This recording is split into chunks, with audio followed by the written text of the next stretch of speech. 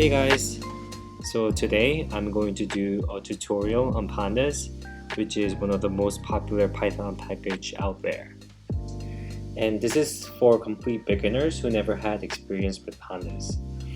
So Pandas is a Python package that allows you to work with data frames, and it's a very great package for data management, analysis, and data science. I decided to do a tutorial on Pandas because as an actuary, we work with data a lot. So I think you guys will find this very useful, and let's get it started.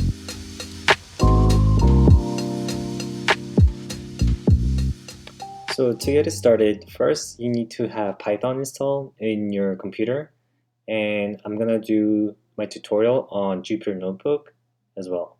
So go to your terminal window and type pip install pandas to install pandas.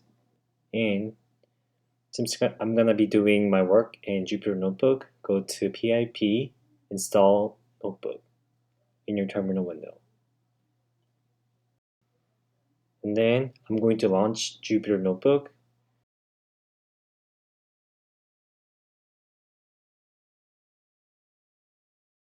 So it's going to open up a Chrome window, and I'm gonna do my work.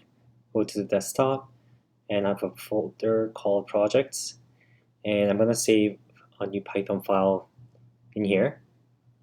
So I'm gonna click new in Python 3, and I'm gonna change the name of the notebook to Pandas tutorial. So first thing you need to do is you need to import pandas. So import pandas as pd. And first thing I'm going to do is I'm going to create a data frame. So I'm going to create a data frame called df1 equals to pd.DataFrame, open bracket, open curly bracket, and I'm going to create a column named A, and I'm going to assign values 1 and 2. And I'm going to create another column B, and I'm going to assign values 3 and 4. And then I'm going to create an index of 1 and 2. So what that is that's basically an ID that is assigned to each row. So you'll see in a second how it looks like. So I'm going to print df1 and see what we get. So in Jupyter Notebook, you can press the run button to run the code, or you can do shift and enter. So as you can see, Pandas printed out a data frame with columns A and B with index 1 and 2 with values 1 and 2 to assigned to column A and 3 and 4 assigned to column B. So next I'm going to locate the data value within the data frame.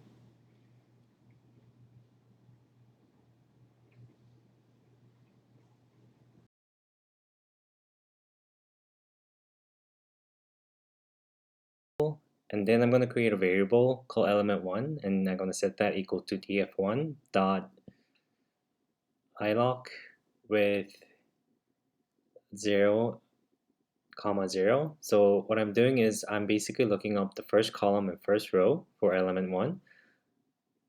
So that should be 1 of the data frame. And I'm going to create a variable element 2 and set that equal to df1 dot iloc and 1, 1.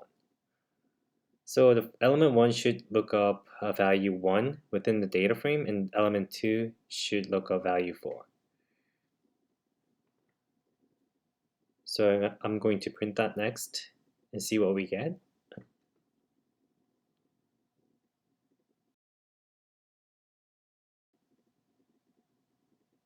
And I made a mistake here because the bracket should be a square bracket.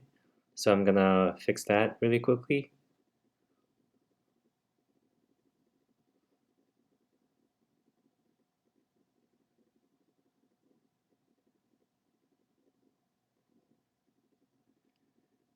and run it again. And yeah, like we expected, we got 1 and 4.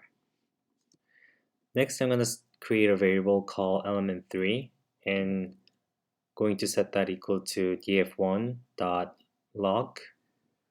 So the difference between using ilog and log is that ilog looks up a data value based on the integer, so based on the nth row and nth column, but log looks up the data value based on the column label and the index label. So for element 3, I should be getting a value 3 because that's the first value in column B. Next, I'm going to show you guys how to get the number of rows and number of columns within the data frame. And this should be very straightforward. So number of rows equal to df.index. I'll put a length around that and create number of columns equal to length of df.columns. So I'm going to print out those two values and let's see what we get.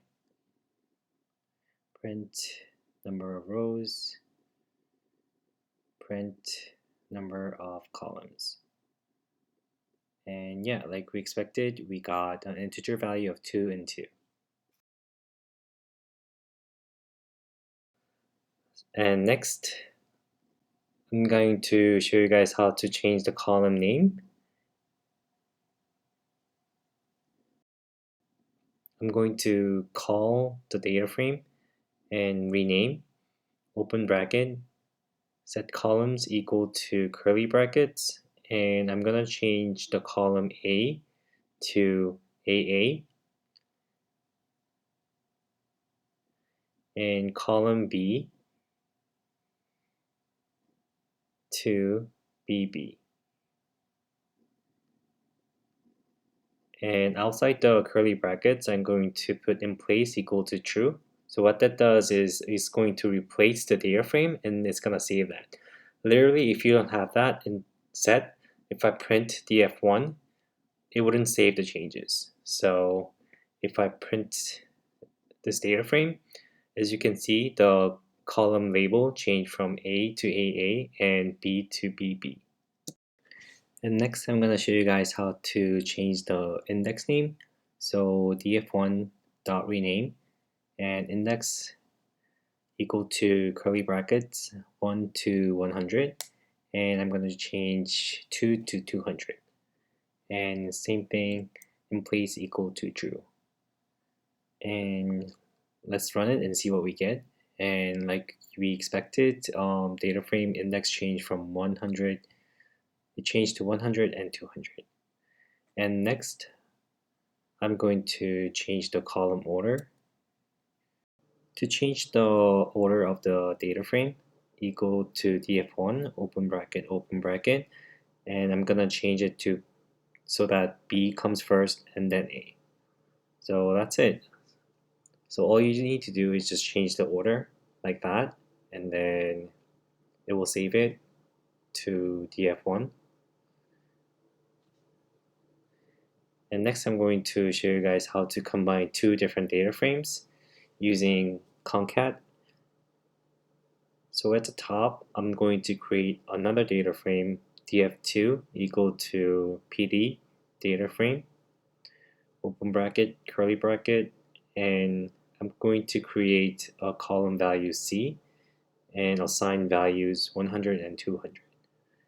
And another column D and assign values 300 and 400.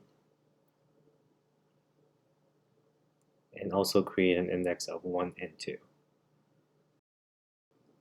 I'm going to create a list of data frames. So data frames equal to open bracket df1 and df2. And next I'm going to create a new data frame, dfnew equal to pd.concat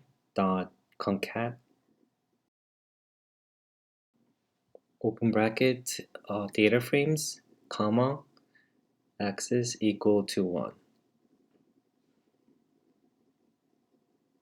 So I'm going to print the new data frame. So as you can see, it joined the two data frames on side by side. So if you have axis equal to 1, that's going to concate the two data frames based on the two index. And then I'm going to create a new data frame using axis equal to 0. So I'm going to create a data frame 3 equal to exact same thing as data frame 2.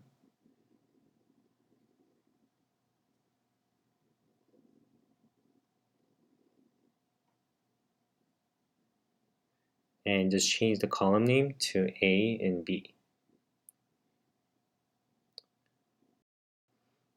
So next I'm going to create a new data frame new 2 equal to pd.concat. This time I'm going to create the list directly.